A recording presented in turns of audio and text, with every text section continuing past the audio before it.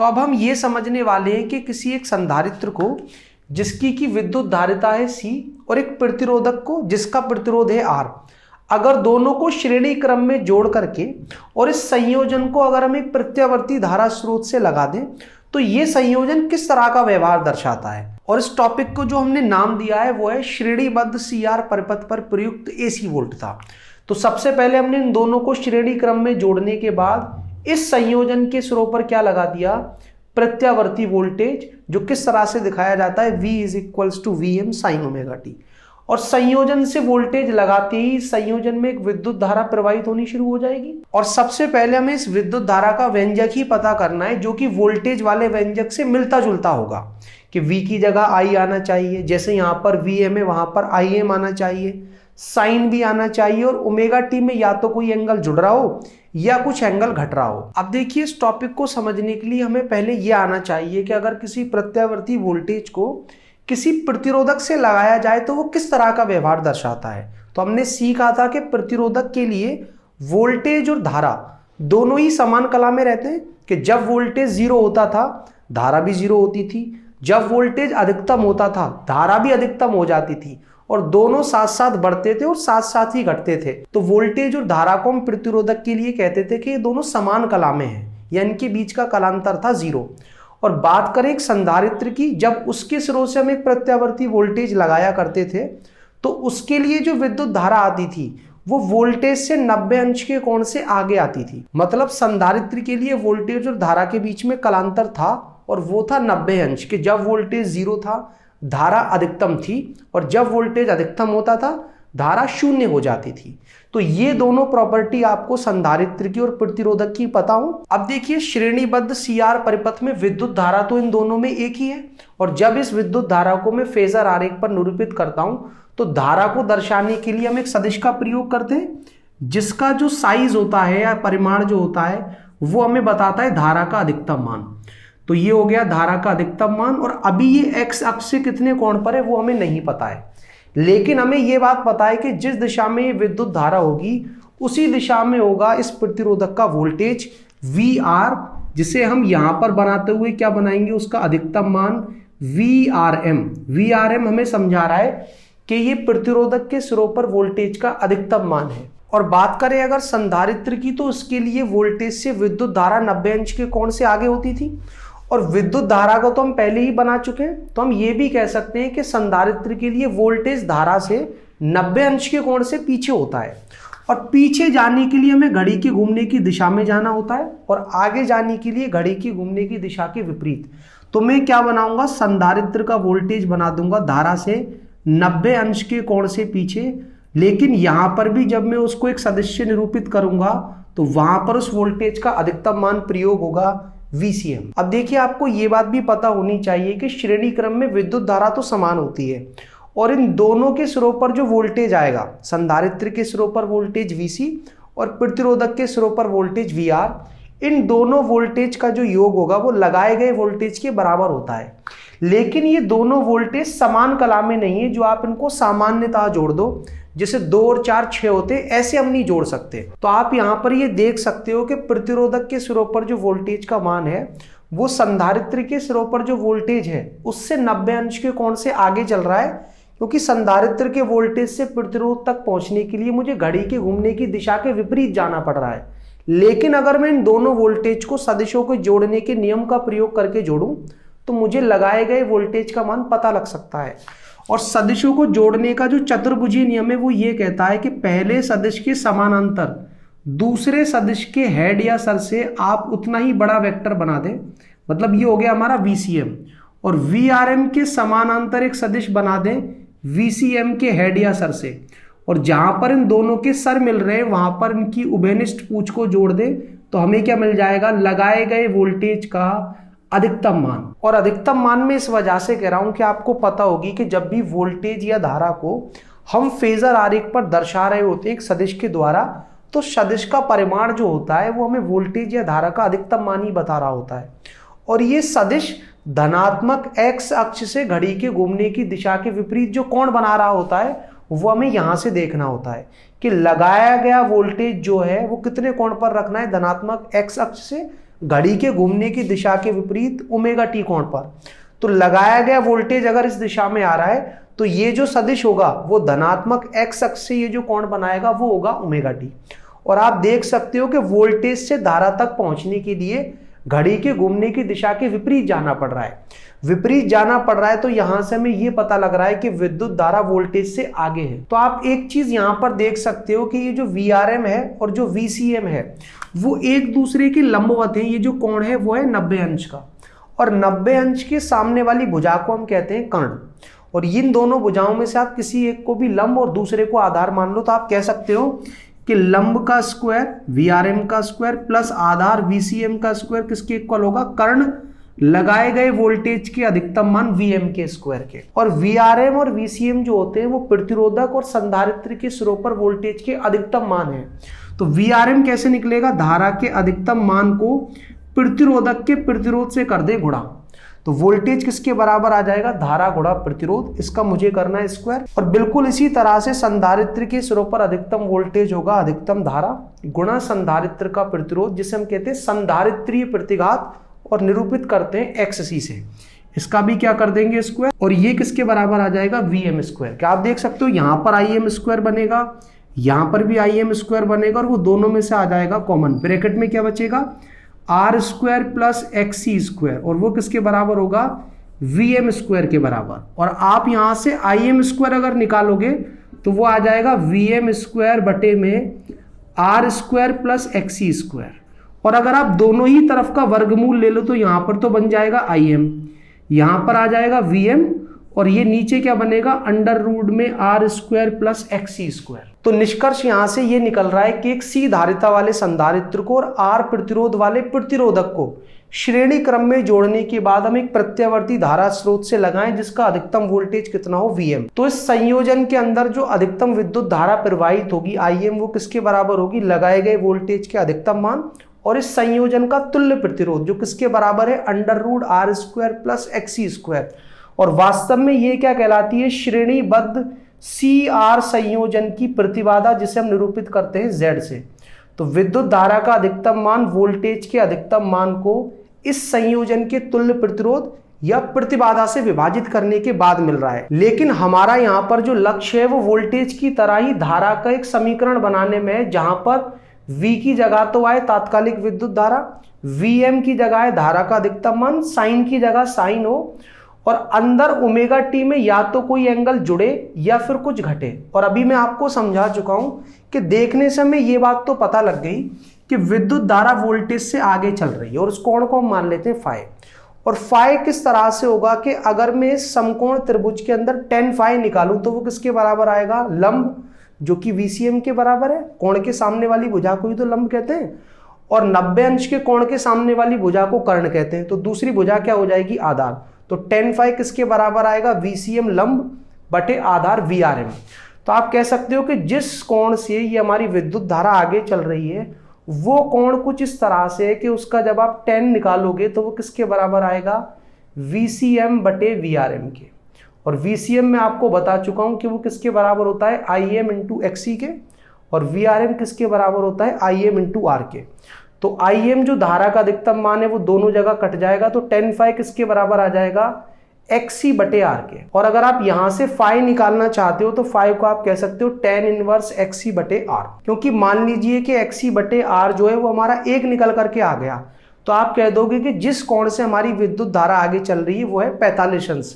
तो धारा का व्यंजक क्या बनेगा, धारा का अधिकतम मान साइन ओमेगा टी प्लस 45 अंश। लेकिन कभी कभी हमसे कलांतर, जो कोण का अंतर है वो ना पूछ करके समय अंतर पूछा जाता है कि विद्युत धारा वोल्टेज से कितने समय से आगे चल रही है।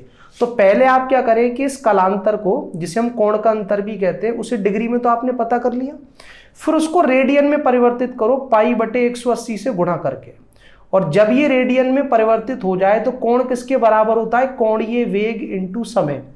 यहां पर ये वो समय अंतराल है जिसके करेस्पॉन्डिंग ये हमारा कलांतर या कोण का अंतर है। तो आपको अगर समय अंतराल निकालना है तो जो कलांतर है उसको रेडियन में परिवर्तित करके उसको कोणीय आवृत्ति जो कि 2 पाई न्यू के बराबर होती है उससे कर दे विभाजित, तो आपको क्या मिल जाएगा, समय अंतराल सेकंड में। डेल्टा फाई बटे में कितना ओमेगा। ध्यान रहे कि डेल्टा फाई होना चाहिए रेडियन में और ओमेगा निकलेगा आपका 2 पाई न्यू से, अगर आवृत्ति दी जाए। और डायरेक्ट कोणीय आवृत्ति दे दिए तो बहुत ही आसान है। अब इसके बाद हमें दो चीजें और पता करनी है कि इस प्रत्यावर्ती स्रोत को इस संयोजन से लगाने के बाद तात्कालिक शक्ति का व्यंजक क्या होता है, और पूर्ण चक्कर के अंदर मतलब 0 से 2 पाई बाय ओमेगा समय अंतराल के बीच में कितनी औसत शक्ति इस पूरे के पूरे परिपथ के द्वारा व्यय की जाती है। चलिए पहले मैं आपको तात्कालिक शक्ति का ही व्यंजक निकाल कर दिखाता हूं कि अगर हमें शक्ति निकालनी है तो तात्कालिक वोल्टेज और तात्कालिक धारा दोनों का गुणनफल पता कर लें, क्योंकि जो शक्ति होती है वो वोल्टेज और धारा के गुणनफल से मिलती है। तात्कालिक वोल्टेज हमारा लगाया गया वोल्टेज है Vm साइन ओमेगा टी, और धारा हमारी क्या निकल कर आ रही है Im इंटू में साइन ओमेगा टी प्लस 5। तो Vm और Im को हम एक साथ लिख करके 2 से कर देते हैं विभाजित, और 2 से जब गुणा करेंगे तो ये क्या बन जाएगा 2 sine omega T plus 5 sine omega T. मैंने बड़े वाले कोण को आगे लिख लिया है क्योंकि यहां पर मैं 2 साइन ए साइन बी का सूत्र लगाने जा रहा हूं। अगर आप मैथ्स के स्टूडेंट्स हो तो आपको पता होगी, और अगर बायोलॉजी के हो तो याद कर लो कि 2 साइन ए साइन बी का सूत्र होता है कॉस ए माइनस बी। बड़े वाले कोण में से छोटे वाले कोण को घटाओगे तो क्या आएगा 5 माइनस का कॉस ए प्लस बी, दोनों कोणों का योग वो होगा 2 ओमेगा टी प्लस 5। ये क्या होती है, एक श्रेणीबद्ध सीआर परिपथ में वे होने वाली तात्कालिक शक्ति का व्यंजक। और तात्कालिक शक्ति का व्यंजक पता कर लेने के बाद लास्ट में हमें ये देखना होता है कि ये जो श्रेणीबद्ध सीआर संयोजन है वो पूर्ण चक्कर के अंदर, जब कुंडली हमारी चुंबकीय क्षेत्र के अंदर पूरा एक चक्कर लगा लेती है 360 अंश का, 0 से लेकर 2 पाई बाय ओमेगा वो समय होता है, उसमें ये औसत शक्ति कितनी निकल करके आएगी। तो मैंने आपसे बताया था कि औसत शक्ति निकालने के लिए जो तात्कालिक शक्ति का व्यंजक होता है उसे हम 2 ऐसे चिन्हों के बीच में लिख लेते हैं, और ये मैं हर बार लिख रहा हूं, और ये संकेत हमें बता रहा होता है कि मैं इस तात्कालिक शक्ति का एक पूर्ण चक्कर के अंदर औसत मान निकालने जा रहा होता हूं। और निकालते कैसे कि जो जो नियतांक हैं वो चीजें तो बाहर ही चली जाती हैं। Vm Im बटे 2 तो कहाँ चला जाएगा, बाहर। कॉस फाई में फाई क्या होता है, ये वो कोण है जितने कोण से हमारी विद्युत धारा वोल्टेज से आगे चल रही है, जो कि नियत होता है, ये समय पर निर्भर भी नहीं करता। तो समय के साथ किसका मान बदलेगा, cos 2 ओमेगा टी प्लस 5 का। और आप इस बात को याद कर लीजिए कि एक पूर्ण चक्कर के अंदर साइन 2 ओमेगा टी हो या cos 2 ओमेगा टी हो या 2 ओमेगा टी में कुछ एंगल जुड़ रहा हो, 30 अंश 40 अंश, जैसे हम यहाँ पर 5 लिख रहे हैं, तो cos 2 ओमेगा टी प्लस 5 का भी एक पूर्ण चक्कर के अंदर औसत मान 0 आता है। साइन 2 ओमेगा टी प्लस 5 का भी एक पूर्ण चक्कर के अंदर औसत मान 0 आता है। तो जब हम पूरे एक चक्कर में इसका औसत मान निकालेंगे तो cos 5 तो नियत है वो एज इट इज रहेगा, इसका औसत मान आ जाएगा 0। तो जो व्यय होने वाली औसत शक्ति है वो क्या आ रही है, Vm Im बटे 2 इंटू cos 5। और अगर मैं 2 को लिख लूं अंडर रूट 2 गुणा अंडर रूट 2, तो Vm बटे अंडर रूट 2 क्या बन जाएगा, Vrms। Im बटे अंडर रूट 2 क्या बन जाएगा, Irms, इंटू में क्या cos 5। cos 5 में फाई ध्यान रहे जितने कोण से हमारी विद्युत धारा वोल्टेज से आगे चल रही है ये उसकी कॉजिया है, और ये जो cos 5 है इसको हम कहते हैं इस परिपथ का शक्ति गुणांक, क्योंकि यही ये निर्धारित करता है कि इस परिपथ में कितनी शक्ति व्यय होगी। तो फाइनल निष्कर्ष हमारा ये निकलता है कि अगर एक संधारित्र और प्रतिरोधक को श्रेणी क्रम में जोड़ करके हमने एक प्रत्यावर्ती वोल्टेज स्रोत से लगाया जिसका वर्ग माध्य मूल मान है Vrms, उसको लगाने से परिपथ में विद्युत धारा प्रवाहित हुई Irms, और उस परिपथ में धारा और वोल्टेज के बीच का कोण है फाई, जिस कोण से विद्युत धारा आगे चल रही है। तो पूर्ण चक्कर में जो शक्ति व्यय हो रही होती है वो है Vrms into Irms into cos 5। अब आपको ये सारे कॉन्सेप्ट तो समझ में आ गए होंगे। अब इन कॉन्सेप्ट्स को न्यूमेरिकल में किस तरह से अप्लाई करते हैं, चलिए वो मैं आपको समझाता हूं। तो जो पहला प्रश्न हमने सेलेक्ट किया है वो NCERT का एग्जाम्पल नंबर 6 है। प्रश्न कुछ इस तरह से है कि एक 200 ओम प्रतिरोधक और एक 15 माइक्रोफैरड संधारित्र किसी 220 वोल्ट और 50 हर्ट्ज एसी स्रोत से श्रेणी क्रम में जुड़े हुए हैं। कुछ इस तरह से ये हमारा प्रतिरोधक है 200 ओम का, ये हमारा संधारित्र है 15 माइक्रोफैरड का, दोनों श्रेणी क्रम में जुड़े हुए हैं एक ऐसे एसी स्रोत से जिसका वोल्टेज तो है 220 वोल्ट और आवृत्ति है 50 हर्ट्ज।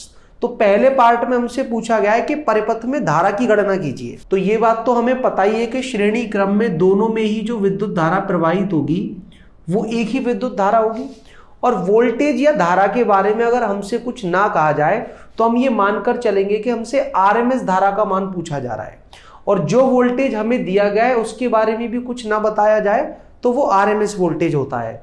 और ओम के नियम से हम जानते हैं कि विद्युत धारा जो होती है वो विभवांतर, जिसे हम वोल्टेज भी कहते हैं, उसको उस परिपथ की या फिर उस युक्ति की जो प्रतिबाधा या प्रतिरोध है उससे विभाजित करने के बाद मिलती है। अब हमें आरएमएस वोल्टेज तो बता रखा है कि वो तो है 220 वोल्ट, और एक श्रेणीबद्ध आरसी परिपथ की प्रतिबाधा मैं आपको बता ही चुका हूं कि वो होती है अंडर रूट में R² प्लस XC², और XC यहाँ पर होता है संधारित्री प्रतिघात, मतलब संधारित्र का जो प्रतिरोध होता है उसे हम XC से निरूपित करते हैं, और ये किसके बराबर होता है 1/ωc के।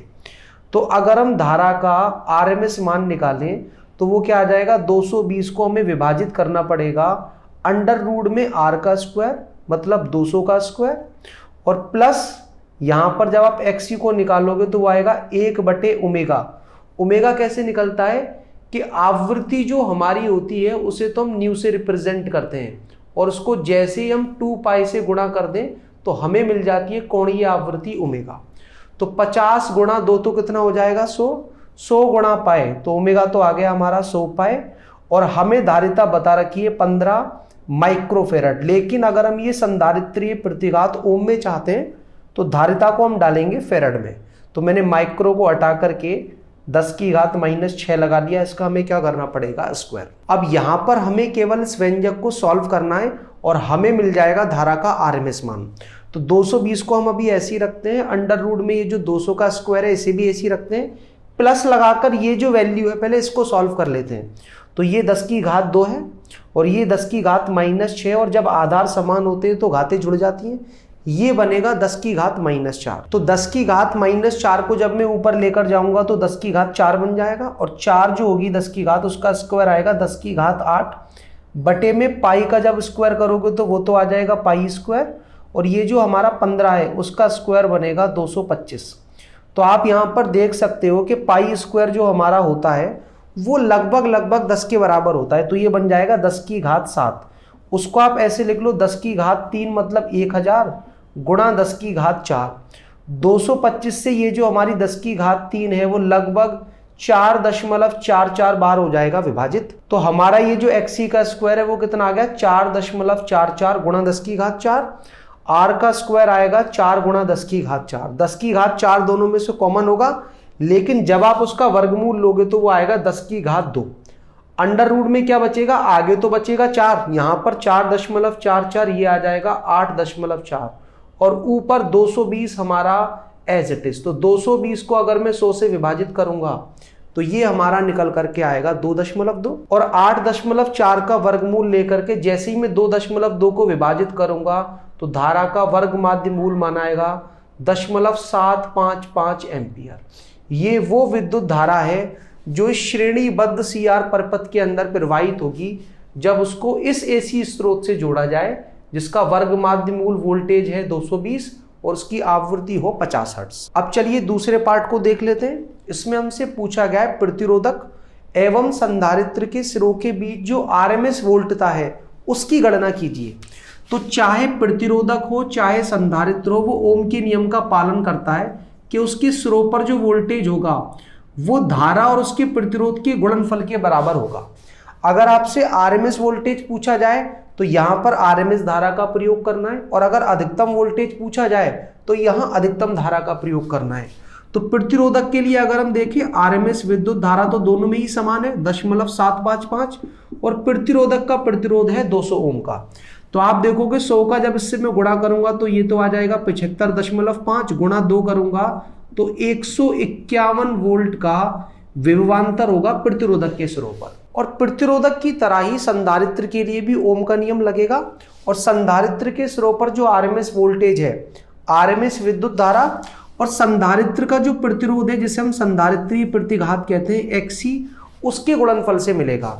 XC आपको पता ही होगा कि वो 1/ωc से निकलेगा, और जब आप इसको सॉल्व करोगे तो ये आएगा 212.3 के आसपास। तो जब आप इस 212.3 जो कि संधारित्रीय प्रतिघात का मान है उसको आरएमएस धारा से गुणा करोगे तो उसके सिरों पर वोल्टेज आएगा 160.3 वोल्ट। तो ये क्या है, प्रतिरोधक और संधारित्र के सिरों पर आरएमएस वोल्टता के मान। अब देखिए आगे हमसे ये पूछा गया है कि क्या इन वोल्टताओं का जो बीजगणितीय योग है वो वोल्टताएं जो अभी हमने प्रतिरोधक के सिरों पर और संधारित्र के सिरों पर पता की हैं वो स्रोत वोल्टता से अधिक है, और यदि हाँ तो इस विरोधाभास का निराकरण कीजिए। तो आप देख सकते हो कि हमने जो स्रोत लगाया है उसका आरएमएस वोल्टेज है 220 वोल्ट। यहां पर यह बात आपको पता होनी चाहिए कि जब हम इस प्रतिरोधक और संधारित्र को श्रेणी क्रम में जोड़ेंगे तो उनमें विद्युत धारा तो एक ही प्रवाहित होगी, और इनके सिरों पर जो वोल्टेज आएंगे उनका जो योग होगा वो लगाए गए वोल्टेज के बराबर होगा। तो जो वोल्टेज हमने लगाया है उसका आरएमएस मान है 220 वोल्ट, इसके सिरों पर आ रहा है 151 वोल्ट, इसके सिरों पर आ रहा है 160.3। तो उनका योग देखो आप, इनका योग आएगा 311.3 वोल्ट। लगाया गया वोल्टेज 220 वोल्ट।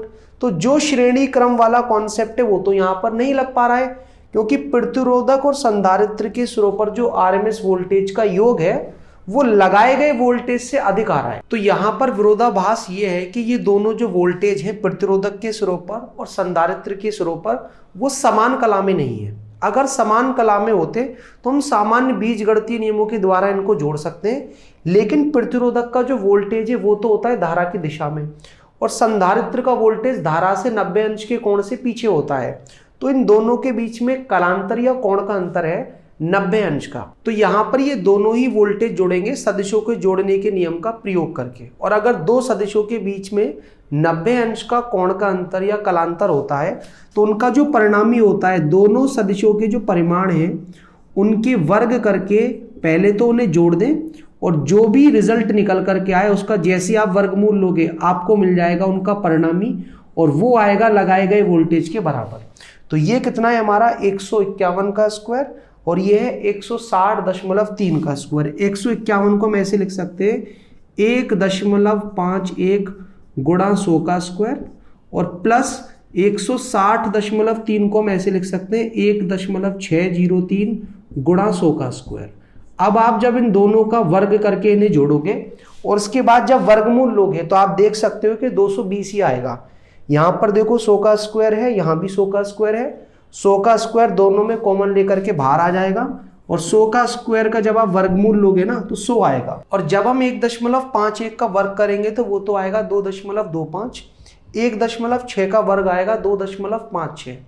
इन दोनों को जोड़ने के बाद जो रिजल्ट आएगा हमारा वो है 4.81, और 4.81 की जगह अगर 4.84 होता तो वर्गमूल आता उसका 2.2, और अगर मैं 1.51 और 1.603 मतलब एग्जैक्ट वैल्यू लेकर के उनके वर्ग करता तो जब इन दोनों को जोड़ता तो रिजल्ट मेरा 4.84 ही आता, और उसका रूट 2.2 आता, और 100 से गुणा करते ही कितना आ जाता 220 वोल्ट। तो आप देख सकते हो कि इन दोनों ही वोल्टेज का जो अब सदिश परिणामी है वो कितना आ रहा है, लगाए गए वोल्टेज 220 के बराबर। अब हमने एक प्रेरक और प्रतिरोधक को श्रेणी क्रम में जोड़ करके उसके सिरों पर एक प्रत्यावर्ती धारा स्रोत लगा करके देख लिया कि ये श्रेणी क्रम संयोजन किस तरह का व्यवहार दर्शाता है, और कॉन्सेप्ट था श्रेणीबद्ध एलआर परिपथ। और फिर हमने एक संधारित्र और प्रतिरोधक को श्रेणी क्रम में जोड़कर उसके संयोजन पर प्रत्यावर्ती धारा स्रोत लगा करके देख लिया। अब हम क्या करने वाले हैं कि अगर एक संधारित्र को और एक प्रेरक को श्रेणी क्रम में जोड़ करके उसके सिरों पर एक प्रत्यावर्ती धारा स्रोत लगाएं तो वो किस तरह का व्यवहार दर्शाता है, वही अब हम चेक करने वाले हैं। और अगर आप इस कॉन्सेप्ट को डिटेल में समझना चाहते हो तो इस वीडियो पर क्लिक कर समझ सकते हो। और अगर आप अध्याय 6 विद्युत चुंबकीय प्रेरण से संबंधित कुछ भी पढ़ना चाहते हो तो आपके लिए हमने प्लेलिस्ट तैयार की है, इस पर क्लिक कर आप जो टॉपिक चाहो पढ़ सकते हो। कुछ ना समझ में आए तो बेझिझक अपना सवाल कमेंट करके पूछ सकते हो।